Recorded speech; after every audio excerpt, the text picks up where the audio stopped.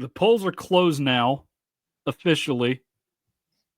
And this is the top 10 that I compiled from all of you earlier today who are either watching or viewing my social media.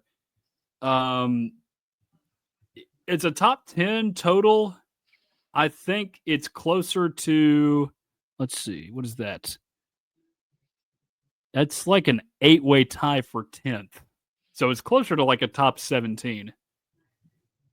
But we all know what number one is among everybody. It's still Alabama, and that's by far the most votes at 14 of everybody.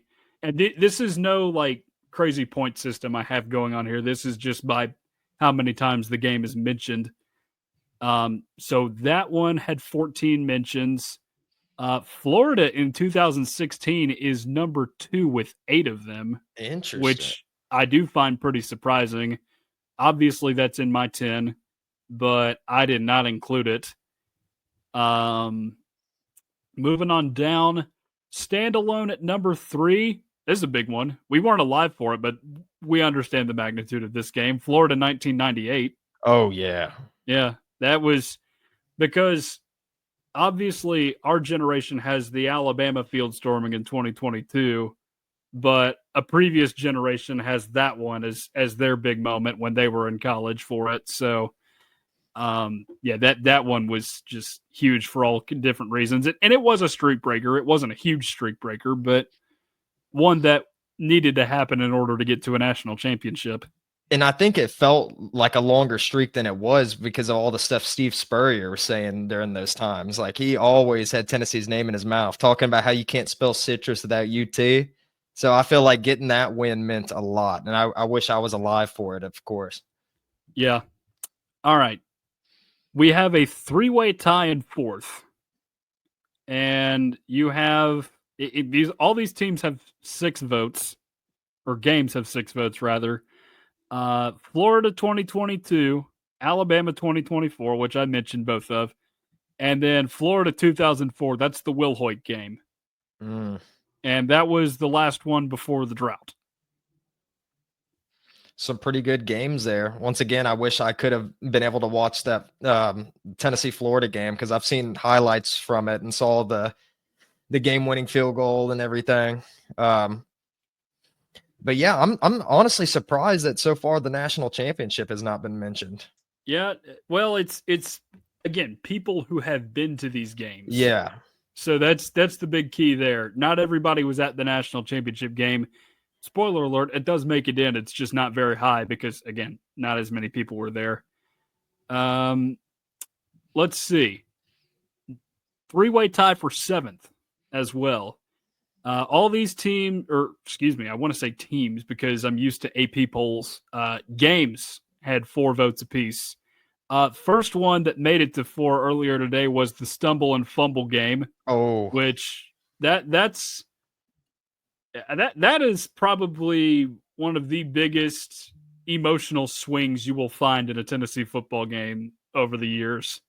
No, and my dad positive emotional swings. Oh yeah, oh yeah. I mean, I wasn't even alive, but that's one of my favorite games to go back and watch highlights from. And my dad told me this during the time. My mom had a bad habit of accidentally wearing the wrong things during game days. And my dad, huge Tennessee fan, of course, he was watching that game and Tennessee was losing. And my mom was wearing a scarlet, like red dress and was, yep. And was talking about how Tennessee had no chance of winning. And she's probably watching right now, so I hate to call you out, but she was like, oh, Tennessee has already lost everything. Might as well turn off the game. Like, ooh, whatever. And my dad's like, it's not over yet. And then right after that, Billy Ratliff or whatever caused the fumble. Tennessee recovers it. Travis Henry, they don't want to throw the football at all and risk the game. They just run it down the throat with Travis Henry to end the game. I've heard lots of great stories about that one. Yep. So that's the first in the 3-way tie for 7th place. Oklahoma 2015 also made it in there, which that's, I believe, the only loss that made its way into here, which I guess is a good thing, but somehow that one had 4 mentions. And I was at that game. That was a really great football game, objectively. Oh But yeah, as a football game, yes, it yeah, was a great football game. But as a Vols fan, yeah, it definitely had some sting to it at the end, with Baker coming and leading that comeback, and then them throwing a pick in overtime. Moving on, one more in the tie for seventh place. We were alive and well for this game. I was not at this game. Georgia 2016, the Jawan Jennings Hail Mary, the Dobbs nail boot, which I can imagine that was a great game to be at. I just wasn't there. oh yeah, that was. I mean, of course, I wasn't there either, but that was one of the first Tennessee games I cried of happiness about. There's several games where I cried of sadness, but that was one of the first games where I cried of happiness. And as soon as that Hail Mary, as soon as Jawan Jennings caught that pass before he even secured the ball in the end zone, I was already dialing my dad up on the phone screaming, and then just ran around the house like 5 times ecstatic that we beat Georgia. And Yep. at that point, we barely we didn't have many ranked wins for like the past good bit. So like that was a good win right there, because the only ranked teams we were beating around those times was like South Carolina. Yeah, that's about the only one. But that's the last of the three-way tie in seventh, which that's a again really really great game to be at if you were there. All right, to close us out, we have got, let's see, 7 games tied for 10th place on this list, and it is a wide variety of games too, not just recent games. And I got all kinds of mentions in here too. Like there was one like a Clemson game from 1974 when Condredge Holloway was quarterback. That's the kind of range we're talking about here. So literally half a century worth of Tennessee football games got mentioned in here. So I'll just go through this to close out the show. We got the Sugar Vols team from 1985. For those of you who were alive then, that was a magical season, to say the least. Again, Georgia 2015. I mentioned that one earlier. 3 people were at Georgia in 2006. That was a pretty wild comeback from what I've heard. I mean, we were alive then. We just, again, were not socially conscious. What was it, 51-33, the final score in that game? Oh, I was playing with action figures during that time. Yeah, a lot of us were. Let's see. Keep going here. All right, I told you the Natty would be here. Here it is. 3 people were at the national championship in 1998. Here's an interesting one. Cal 2006. I've heard some things about this game. Star-studded, because I think Marshawn Lynch and Deshaun Jackson played in that game. Both of them were on that team, and that was, I believe, the back end of a home and home against Cal, because Tennessee had lost the front end out there. But Cal came to town, and Tennessee got up, I think, 35-0 in that game.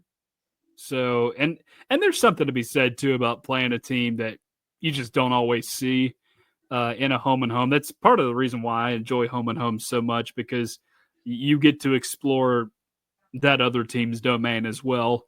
So that's pretty cool that that Tennessee was able to do that, and hopefully you have several more in the future. But I did find it interesting that one got as many mentions as it did.